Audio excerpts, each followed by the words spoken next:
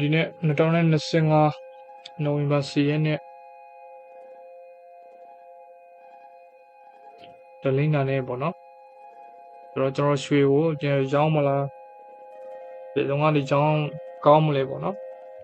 ဒီတော့ကနေဘန်မလဲဆိုတော့တစ်ရှင်းလောက်ကြည့်ရအောင်ပေါ့နော်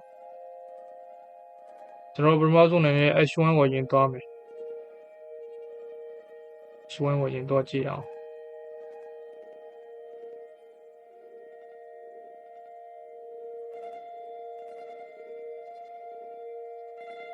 H1 မှာဆိုလို့ရှိရင်ပေါ့နော်H1 မှာဆိုလို့ရှိရင်ဒီမှာ high လို့ high လို့မျိုးသွားတယ်ပေါ့နော်ဒီမှာ boss ပေးတယ် BOS ပေးတယ်ဒီမှာပို့ပဲပြန်လာတယ်ဒီမှာ BOS ပေးတယ်ပို့ပဲပြန်ရတယ်ဆိုတော့ကျွန်တော်ဒီစုံကို BOS ထားပေးတယ်ပေါ့နော်ဆိုတော့ပို့ပဲကိုကျွန်တော်စောင့်မယ်H1 မှာဆိုတော့ကျွန်တော်ဒီအထိပန်မယ်ပေါ့နော်4000နဲ့100နဲ့44ဝန်းကျင်ဒီ supply zone ထိကျွန်တော်တို့ဘန်အတွက်အရင်ကြည့်မယ်ပေါ့နော်4000နဲ့130ဒီ price level ပေါ့ဆိုတော့ပထမဆုံးဒီစုံပေါ့နော်ဒီ higher high ဒီမှာ BOS ပေးတော့ဒီမှာ higher low ဒီမှာ high high ဒီ higher high level ထိကျွန်တော် buy side liquidity ပေါ့နော်ဒီ price level ထိကျွန်တော်ကြည့်မယ်ဆိုတော့ပထမဆုံးလည်းဒီမှာ supply zone ရှိတယ်ဒီ supply zone ကကြတော့4000နဲ့90နဲ့6 4090နဲ့4000နဲ့100ပေါ့နော်100 4090 90 80 90 80 90 100 41ဆိုဒီ level ကနေကျွန်တော်တို့9မိနစ်10မိနစ်တော့မှ sale လေးရနိုင်တယ်ပေါ့နော်ဆိုတော့ပြန်လာလို့ရှိရင်ကျွန်တော်တို့ဘန်ရမယ့်ဆုံးကတော့3900 90နဲ့ဒီ level ပေါ့နော် price level ဆိုတော့ရောင်းဖို့ဆိုလို့ရှိရင်လည်းကျွန်တော်ဒီနေရာကနေတစ်ချက်ကြည့်လို့ရမယ်ဒီ price level က4000နဲ့90နဲ့6ကနေတစ်ချက်ကြည့်မယ်နောက်အပေါ်ဆုံးဆိုလို့ရှိရင်4000နဲ့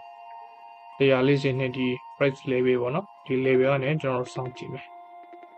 လက်ရှိမှာကျွန်တော် BOS trader နဲ့ပြန်လာလို့ရှိရင်တော့ဘန်မယ်ပေါ့နော်ဒီဆုံးကနေဘန်မယ်ပြီးလို့ရှိရင်နောက်တစ်ချက်ကကျွန်တော် H1 မှာဆိုလို့ရှိရင်ဒီဆုံးဒါတော့ဘန်ဆုံးပေါ့နော်ဒီဆုံးရဲ့ဒီဆုံးရဲ့အဲ့ဒီနေရာကတစ်ချက်စောင့်ကြည့်မယ်ပေါ့နော်ကျွန်တော်တို့ဒါဆိုလို့ရှိရင်ကျွန်တော်15မိနစ်ကိုသွားရအောင်ပေါ့နော်15မိနစ်ကိုတစ်ချက်သွားရအောင်15မိနစ်မှာဆိုလို့ရှိရင်လည်းဒီမှာပေါ့နော်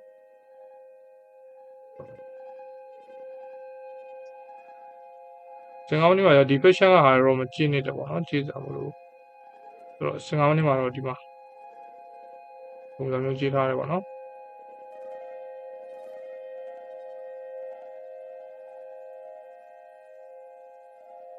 15မိနစ်ကိုလက်ရှိပို့ပြန်လာတယ်ဆိုလို့ရှိရင်ကျွန်တော်ဒီ level 4000နဲ့10 4000နဲ့6ပြီးလို့ရှိရင်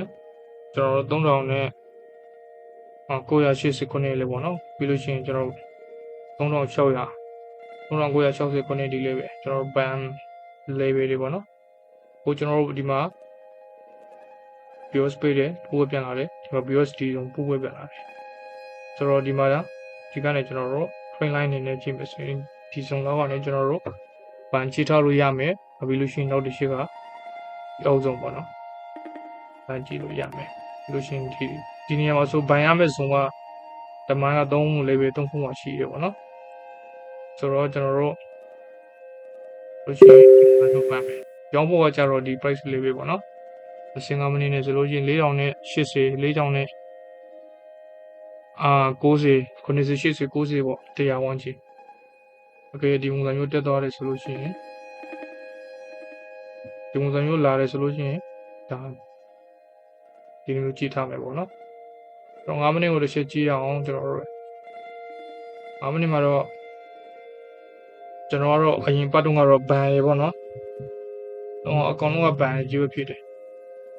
ဘန်တွေကမစိုးဘူးတော့အရင်ပတ်တုန်းကတော့ stop loss ထိကနေ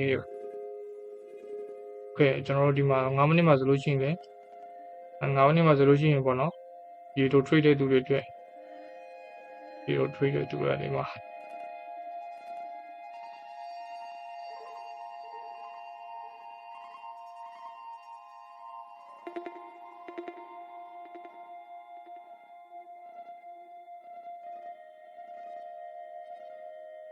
ဒီပုံစံမျိုးပေါ့နော်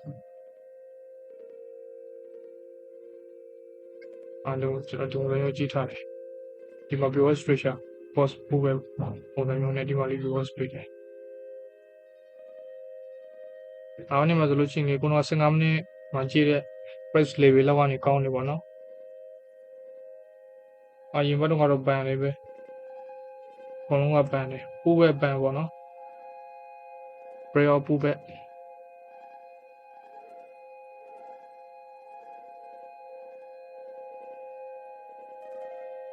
ဆိုတော့ဒီနေ့ကတော့ဒီလောက်ပဲပေါ့နော် trade တော့မရှိဘူးဆိုတော့ကျွန်တော်တို့သတင်းရှိလားတစ်ချက်ကြည့်ရအောင်ဒီနေ့ရှိလားနိုဝင်ဘာ10ရက်ဒီရက်နေ့ဆိုတော့ညနေသတင်းကတော့ကြီးကြီးမားမားမရှိဘူးပေါ့နော်ဒီနေ့ကတော့ market စပွင့်တဲ့နေ့ဆိုတော့တက်ကတော့တော်တော်ကောင်းတော့တယ်ပေါ့နော်ဒါပေမဲ့လက်ရှိမှာတော့ဈေးကနည်းနည်းတော့လောက်ကောင်းမရှိဘူးအီးနေတယ်ပေါ့နော်ညနေပိုင်းဘလို့လာမလဲတစ်စိတ်ရှစ်ဆောင်ကြည့်ရမယ်ကဲညီကိုများအစဉ်ပြေကြပါစေပေါ့နော်အောင်မြင်ကြပါစေကိုယ့်ရဲ့အကြံဉာဏ်လက်ရှိတယ်ဆိုလို့ရှိရင် comment မှာမှန်ခေလို့ရပါတယ်ကျွန်တော် trading လောက်တိုင်းမှာ stop loss DV တွေထားပါစိုက်ရှိထားပါ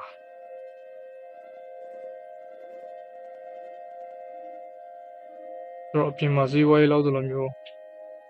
ကျုံးလာလေးရှိမယ်နိုင်တာလေးရှိမယ်ဒါပေမဲ့ကျွန်တော်တို့အမြရှုံးထင်းကနေရှင်းတဲ့မှာရှုံးတဲ့ရင်းတဲ့ထင်းကနေကျွန်တော်တို့အမြကြံဖို့လိုတွေပေါ့နော်လောဘကြီးလို့လည်းမရဘူးဒီနေ့ကတော့ဒီလောက်ပဲပေါ့နော်အကုန်လုံးစင်ပြကြပါစေကျမ်းပါပါ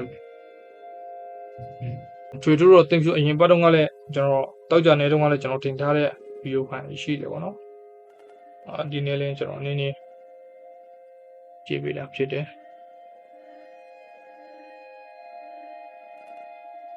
ဆိုတော့ကျွန်တော်တို့ပန်ထားတဲ့ stock loss ကတော့ဒီကထားတယ်ပေါ့နော်ဆိုတော့ထင်းလည်းထိပြီပေါ့နော်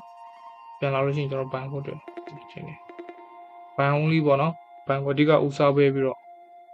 ဒီ TV လာထိတယ်ဆိုလို့ရှိရင်တော့ဒီ level ကနေတစ်ချက်ဒီတိုလေးဆေးလို့ရမလားဆောင်ကြည့်မယ်ပေါ့ okay အဆင်ပြေကြပါစေ